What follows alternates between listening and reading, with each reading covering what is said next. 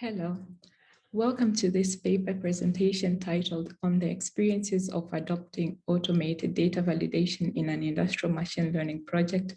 My name is Lwakatare, and I'll be presenting the paper on behalf of my co-authors, Ellinor, Ivica, and Bosch.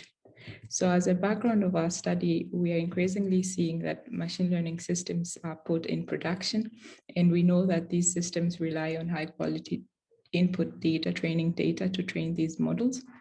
And most machine learning systems that are in the real world, they continuously retrain the models from a live data. This data that is collected and continuously used to train the models often contains errors and problems such as training and serving skew, where the distribution of data collected in production and the one that was used in training deviates is a common problem, and sometimes it's very difficult to detect these data errors. And much of these data errors, oftentimes they cause degradation or staleness of machine learning models, and also in the literature suggests that we should incorporate a data validation process and tool within the development process of this machine learning.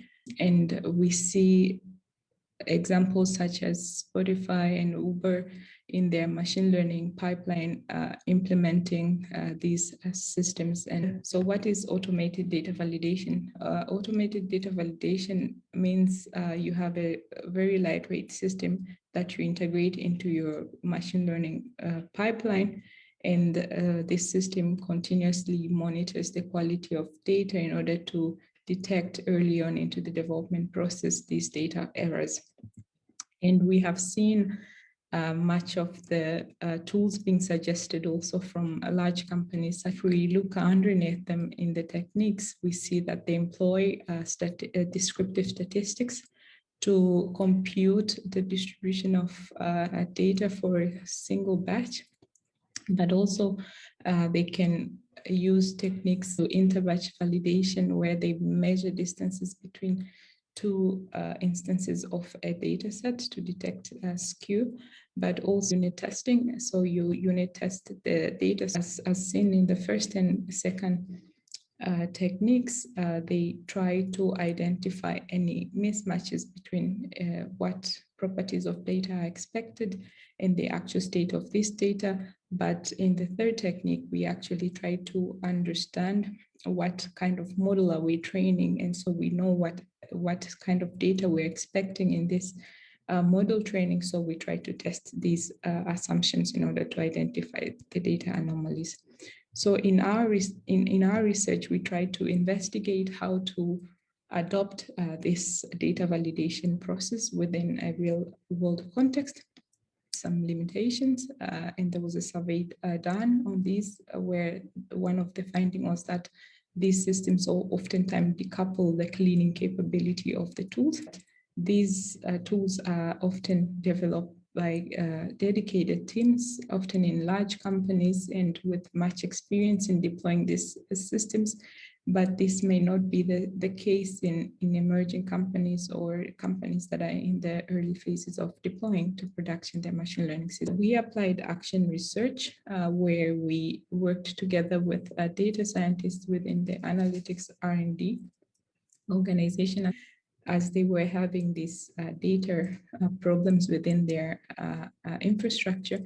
So over time, they saw that in their development process for their machine learning use case of classifying faults in returned hardware, that they had problems in their data ingestion problem, which gave corrupted files and also incorrect data that was then used to train the models. So in action planning, we specified that we could understand and implement this data validation process and have a tool in their workflow.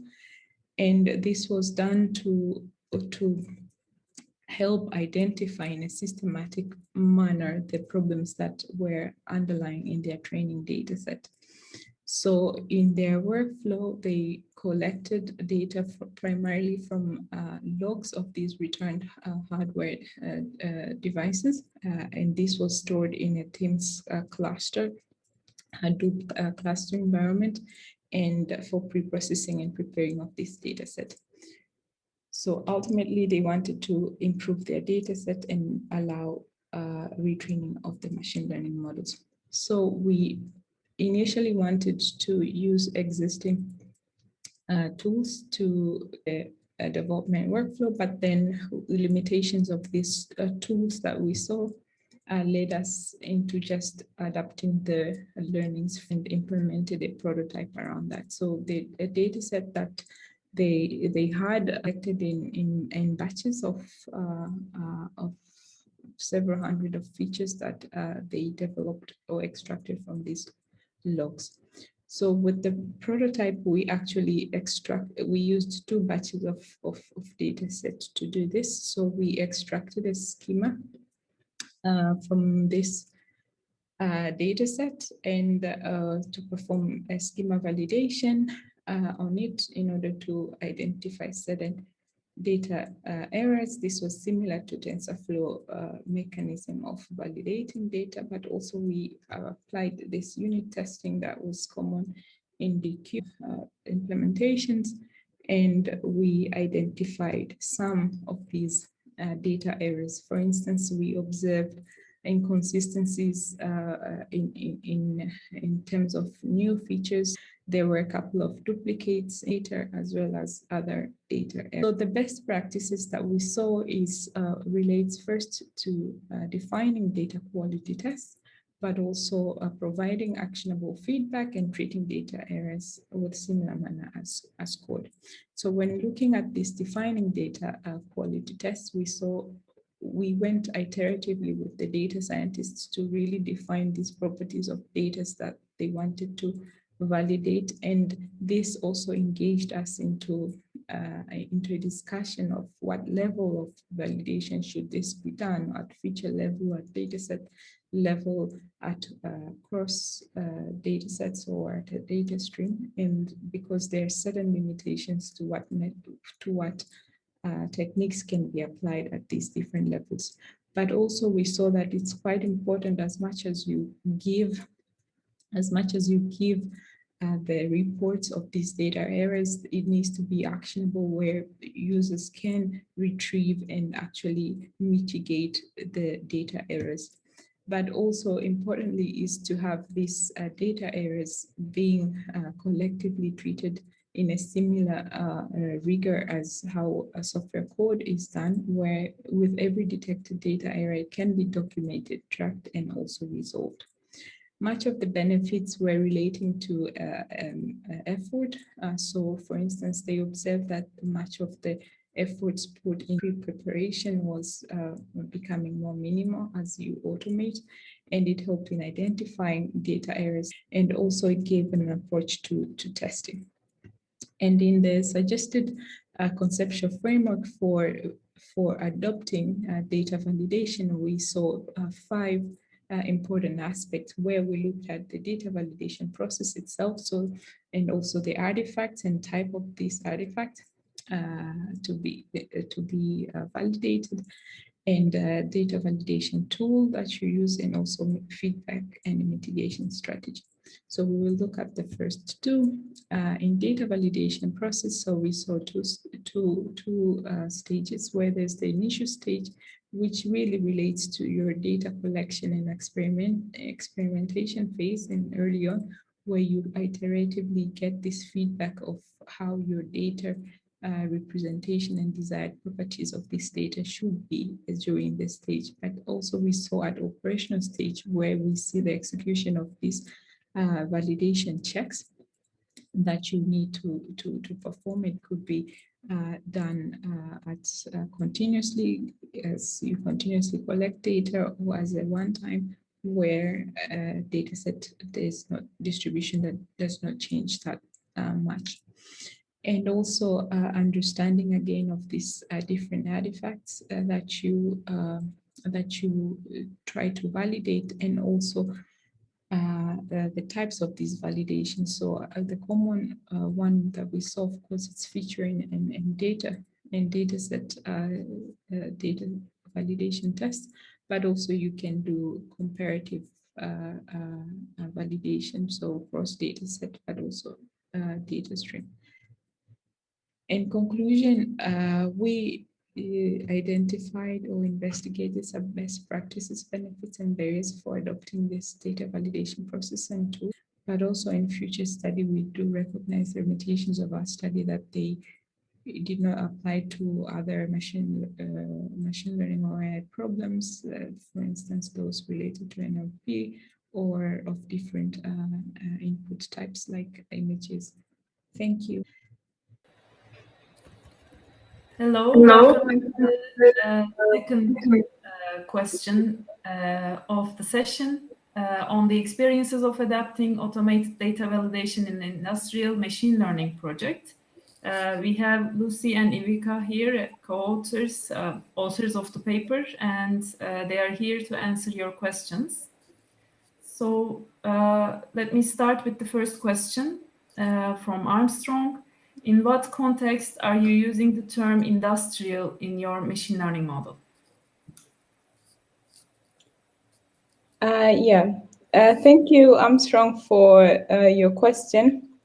So what we meant by industrial, it means there are several factors when developing systems that have this machine learning are outside your control. For instance, in this particular case, the data that was being used for training the model was outside the control of developers. So meaning this data that was coming from an externally developed tool that was even not developed by the company, but it was being supplied. The data was being supplied to the team from this external partner, and they had limited visibility into some of the features or control to some of these features that was generated from this data. But also industrial in the sense that you have several team members. Maybe like in this case, there were 6 developers from working on the solution, but also they had time constraints to the market. So to present or for the screen operators to actually use the model in production. So they didn't have much time to optimize the model, rather they needed to quickly deploy some model that was already working and not caring much about the technical debt that was building in the infrastructure setup that they had in the areas around that infrastructure. So in that was with regards to the context and control to these factors within the environment of the company. Okay, I hope it's the answer is sufficient for Armstrong. Thank you very much. Another question from Eric. So in your experience, how difficult is it to define tests for the data? Do practitioners usually have all the knowledge to define the tests as you recommend, or does this need extensive research on their part? Yeah, that's a very, very good question, because if you consider the work that we did, about maybe 50% was the interaction with the data scientists to try to define these tests. What kind of tests should we have for this data set, and not very much on the tools itself in the beginning. Rather, we needed to have this understanding of the data.